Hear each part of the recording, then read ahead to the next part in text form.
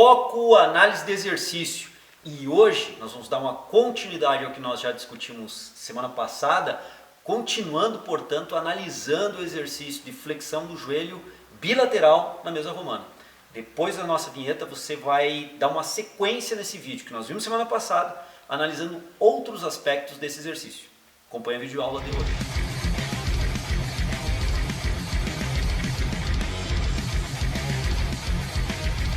Bom pessoal, como eu já descrevi, na verdade hoje nós estamos tentando fazer uma sequência em relação ao que nós escrevemos semana passada com relação ao exercício de flexão de joelho deitado na mesa romana de forma bilateral. Então, primeiramente, só para representar, o nosso executante, o nosso modelo já se encontra deitado, com uma leve flexão do quadril, porque a própria ergonomia da máquina permite uma certa flexão, leve é verdade, mas uma certa flexão do quadril. Os joelhos já estão fora do banco, com o eixo rotatório do joelho de acordo com a alavanca da máquina, o tornozelo já se encontra com a resistência posicionada no ponto adequado, sobre a região do calcâneo um pouco mais acima, próximo ao tendão calcâneo e ao sólio.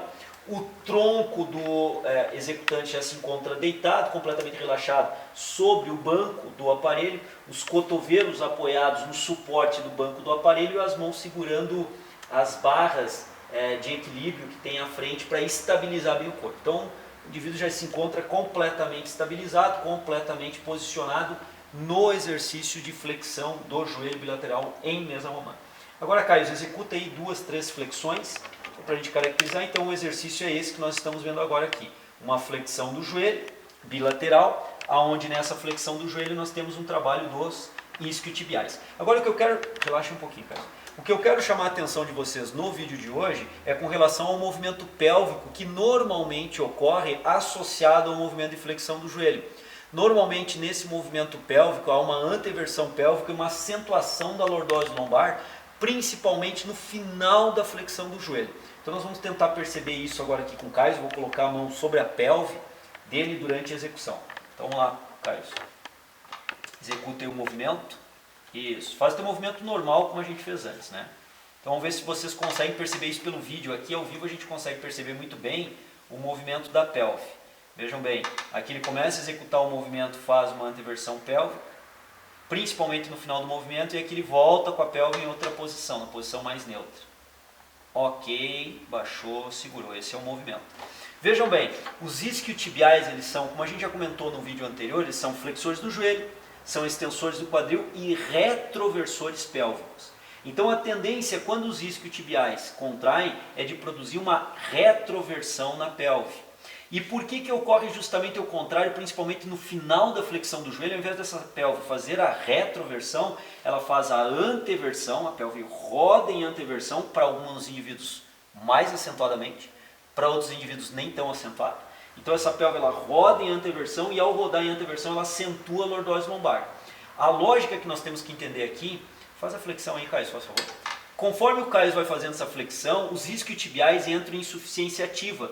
Eles têm um encurtamento significativo, forte no final da fase concêntrica, tem uma insuficiência ativa, portanto, aqui, e esse movimento da pelve de rodar em anteversão é o que permite um maior alongamento, um distanciamento maior entre origem e inserção dos isquiotibiais, permitindo que os isquiotibiais saiam pelo menos em parte dessa insuficiência ativa e melhorem sua capacidade de tração. Pode baixar lá, Carlos.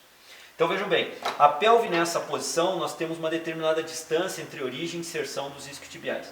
Quando no final do movimento de flexão do joelho, que há um encurtamento significativo dos isquiotibiais, e como eu disse antes, eles entram em insuficiência ativa, perdem capacidade de tração pela relação força-comprimento muscular, o que acontece? Nessa situação de insuficiência ativa, se a pelve for rodada em anteversão, percebam aqui meu polegar que eu vou tentar representar isso para vocês.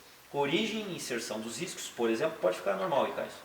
Quando há um encurtamento nessa posição, nós temos uma distância entre origem e inserção menor. Nessa distância menor, nessa insuficiência ativa maior, o que acontece? Quando há a anteversão da pelve, veja o meu polegar aqui como representação do ponto de origem dos isquiotibiais. Como há uma anteversão da pelve, vejam como nós aumentamos nessa condição a distância entre origem e inserção e retiramos, pelo menos em parte, os isquiotibiais dessa insuficiência ativa.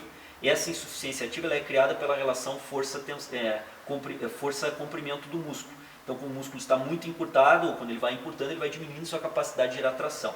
Então, nessa posição, como ele é um retroversor pélvico, acontece isso.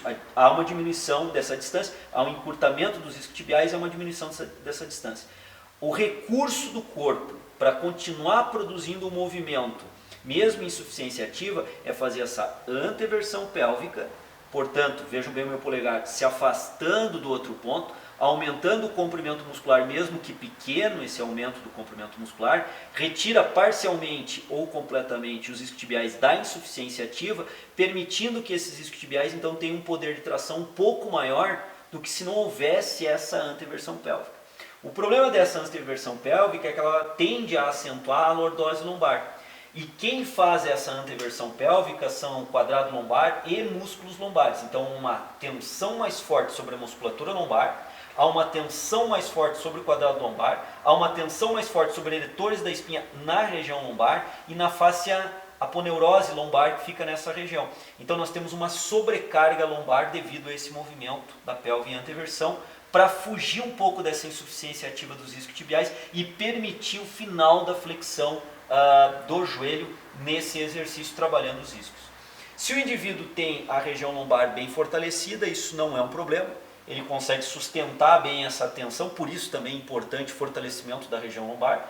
Agora, se esse praticante, se esse indivíduo não tem um fortalecimento significativo e adequado da região lombar, ou por outro lado, esse indivíduo apresenta já uma lombalgia prévia, há uma tendência muito grande dessa lombalgia se acentuar, ou se ele não tem, passar a ter um certo grau de lombalgia por esse estresse maior muscular na região lombar em função dessa anteversão da pelve, que leva a uma acentuação da lordose lombar, mas lembrando sempre que essa anteversão pélvica é para lutar contra a tendência dos isquiotibiais de retroverter a pelve.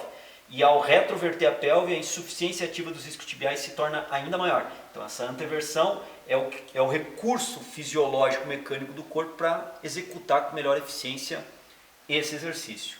Então essa é uma lógica bem interessante que você deve perceber claramente nas academias, principalmente os indivíduos que estão iniciando ou intermediários às vezes até, e no final do movimento da flexão do joelho há essa acentuação da lordose lombar, principalmente nos últimos ângulos de finalização do exercício. Dentro da nossa prescrição do exercício que nós temos que buscar alternativas para tentar corrigir esse trabalho ou permitir que mesmo fazendo essa acentuação da lordose lombar, essa musculatura esteja forte, a musculatura lombar, por exemplo, esteja forte, capaz de suportar esse certo grau de hiperlordose lombar produzido na anteversão pélvica. Fica aqui então, pessoal, essa orientação para vocês, essa discussão sobre, mais uma vez, a execução do exercício de flexão do joelho na mesa romana. É um detalhe importante que nós vemos como muito comum nas academias de ginástica, dos executantes nas academias de ginástica. Fica então essa orientação do treino em foco, fica essa discussão do treino em foco. Se você não lembrou muito bem a questão de anteversão, retroversão pélvica, atuação dos isquiotibiais, ponto de origem e inserção, é interessante você buscar numa série que o treino em foco já gravou, sobre treino em foco anatomia, onde nós apresentamos no boneco anatômico toda a origem e inserção, por exemplo, dos isquiotibiais, do bíceps femoral, do semitendinoso, do semimembranoso. Mostramos essas questões. Se vocês observarem esse vídeo, que está em destaque agora aqui, vocês poderão entender melhor as colocações que eu coloquei nesse momento no vídeo. Então fica aí essa orientação do treino em foco, fica aí essa explanação em relação ao exercício de flexão do joelho. Espero que vocês tenham gostado e aguardo vocês na próxima sexta-feira em mais um Treino em Foco, análise de exercício. Um grande abraço, pessoal. Até semana que vem. Excêntrica e fase concêntrica do movimento. Então vejam bem, posicionei, alinhei meus membros inferiores, estou com o joelho estendido, a coluna alinhada, faço uma flexão do cotovelo e extensão do ombro, e agora eu faço uma extensão do cotovelo e flexão do ombro, mantendo o alinhamento